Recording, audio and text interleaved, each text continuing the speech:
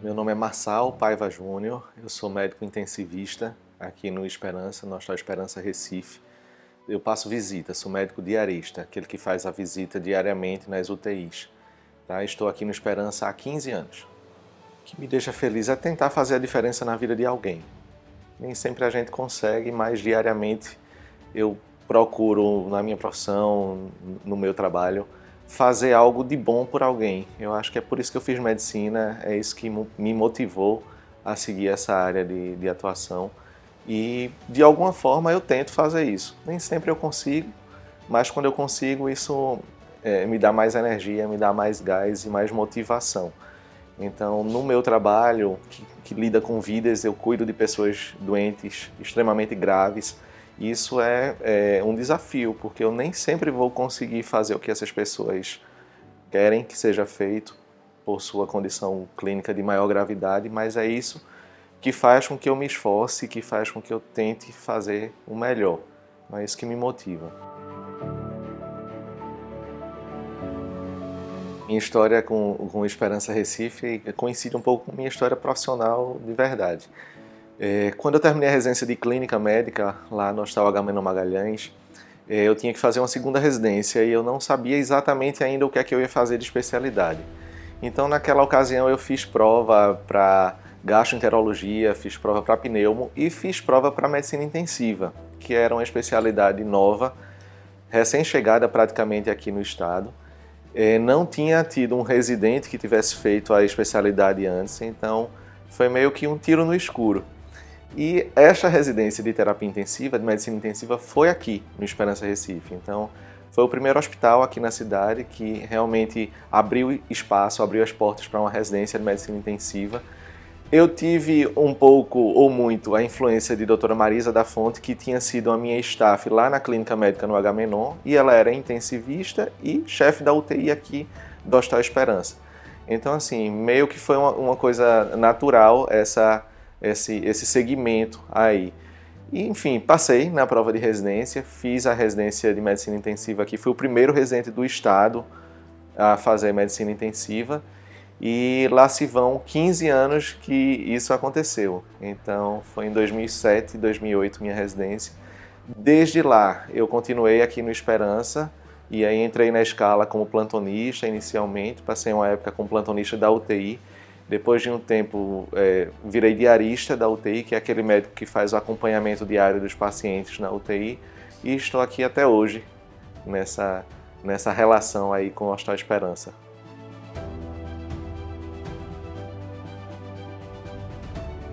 Quando cheguei aqui no Esperança, o hospital ainda não era da Redditor, ainda era da gestão familiar que existia.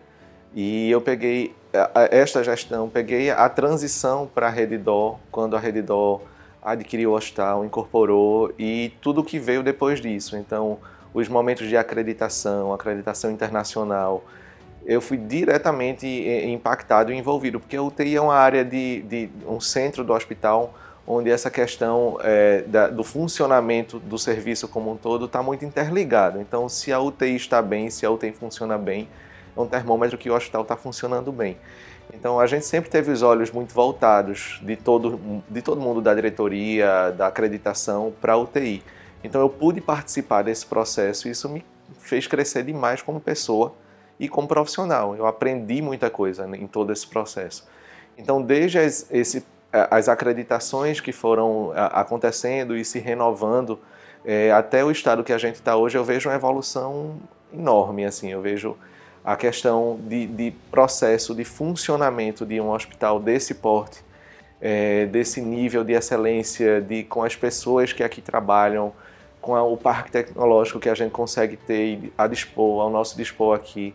Isso tudo foi uma evolução e olhando isso de fora, percebendo como isso tudo aconteceu, eu me sinto parte disso, eu me sinto envolvido diretamente em todo esse processo. É gratificante demais, porque se ele cresceu, o hospital cresceu como instituição, eu cresci junto. Eu pude amadurecer demais nesse processo como um todo. Então, fez muito a diferença na minha vida ter participado de tudo isso. Dentro do processo de evolução da UTI do Hospital Esperança, uma coisa que me marcou bastante foi a expansão do número de leitos. Na época que eu cheguei aqui, lá na época da residência, existiam 15 leitos de UTI. E ao longo dos anos esse número foi aumentando, a UTI ampliou depois para 20, depois 30 leitos. Depois veio a fase da Covid, que foi mais recente, e com isso a gente precisou ampliar o número de leitos também, mas até recentemente. Então, para você ter uma ideia, a UTI que era de 15 leitos, atualmente são 60 leitos de UTI. Então foi um crescimento muito grande, exponencial aí, e o que cresceu em complexidade também, cresceu em equipe, é uma equipe que ficou muito maior. A gente precisou ter pessoas parceiras juntos em todo esse processo, e isso tem sido feito de forma muito tranquila, guiada por doutora Marisa, que é a chefa da UTI, e ela tem feito essa evolução do processo UTI de uma forma muito tranquila para a gente, mas isso realmente chama atenção. Quando você olha para trás, 15 leitos e hoje 60, então é um número bem expressivo. A UTI do Esperança, para mim, é a melhor UTI do estado. Então, a UTI privada do estado que funciona com um nível de excelência, com profissionais extremamente comprometidos, tecnicamente muito bons, titulados, com titulação necessária, com estrutura física, com equipamentos, com tecnologia. Então, isso tudo, para mim, são argumentos muito fortes para manter esse meu pensamento de que eu tenho o orgulho e a felicidade de trabalhar na melhor UTI do estado. A UTI tem uma característica de a gente estar sempre lidando com o paciente muito no limite, né? Tanto o paciente quanto a sua família. Por se tratarem de doentes graves, de doentes que têm patologias potencialmente fatais, isso gera um grau de ansiedade, de estresse, enfim, de desconforto na família. E o profissional não está livre disso, a gente é diretamente afetado por isso.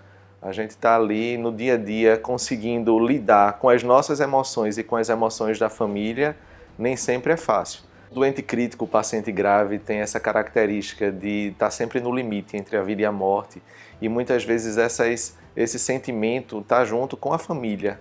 E isso passa para a equipe também. Então quem trabalha em UTI tem que ter essa noção de que está lidando com famílias no estresse, famílias com situação de extrema fragilidade.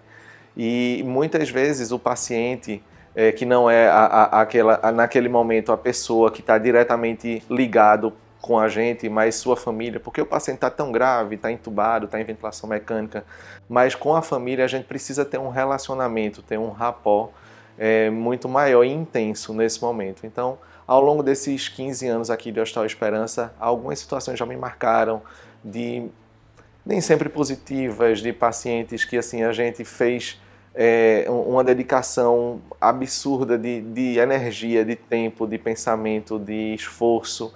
Infelizmente o paciente não conseguiu sair, mas cuja família ficou extremamente grata. Mesmo quando o desfecho não foi bom, a família vem para agradecer e está junto conosco.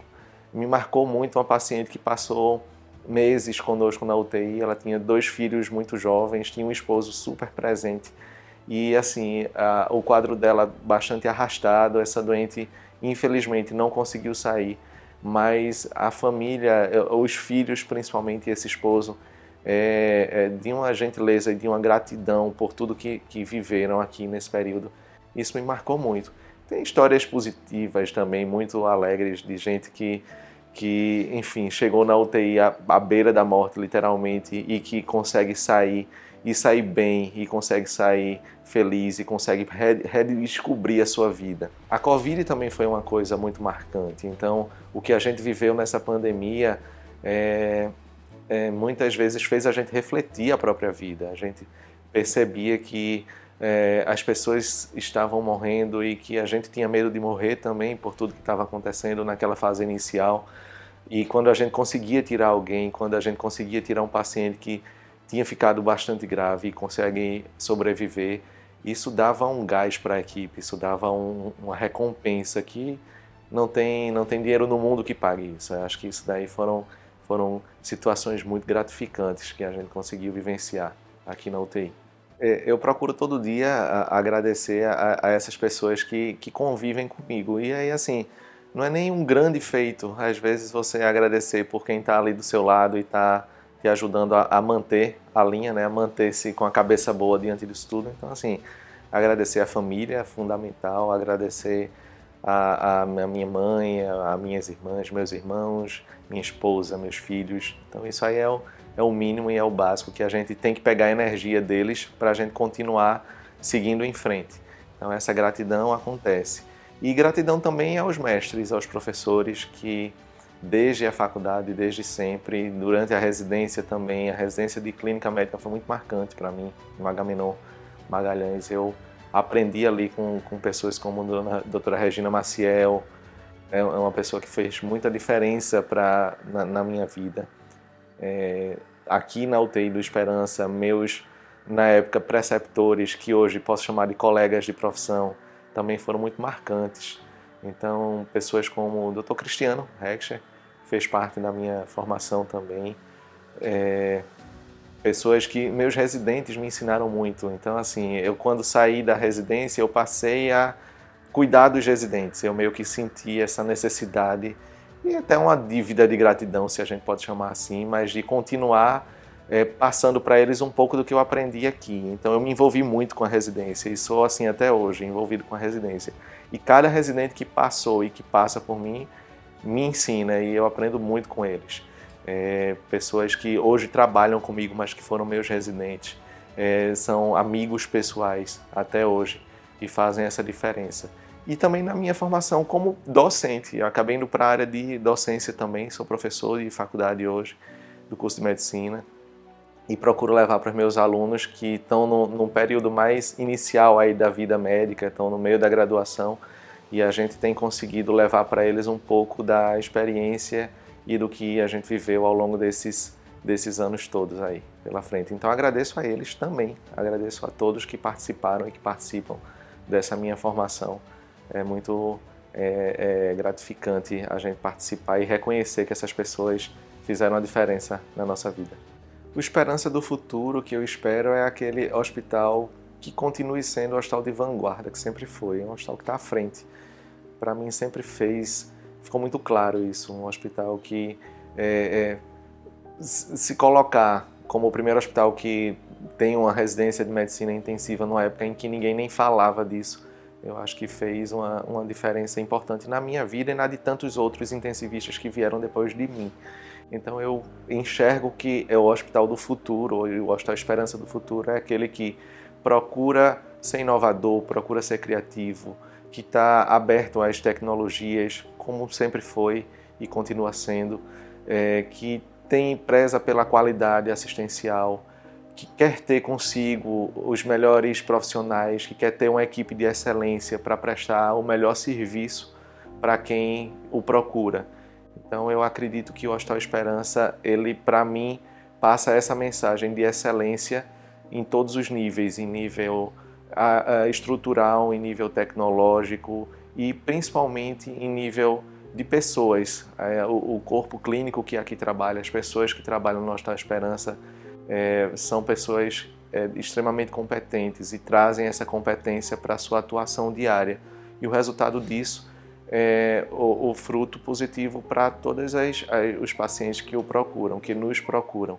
Então eu gostaria que o Hospital Esperança mantivesse essa linha aí, e lógico com a humanização, que a diferença de você poder se sentir acolhido no hospital, se sentir aquele lugar. Meus filhos nasceram aqui, para você ter uma ideia. Então eu tenho 2 filhos que eu fiz questão que o parto deles fosse aqui, porque eu me sentia bem, eu me sentia acolhido como pessoa, além de como profissional fazer parte daqui, mas é um serviço, é um lugar de saúde que eu acho que acolhe bem as pessoas. E isso eu queria que o hospital mantivesse e continuasse.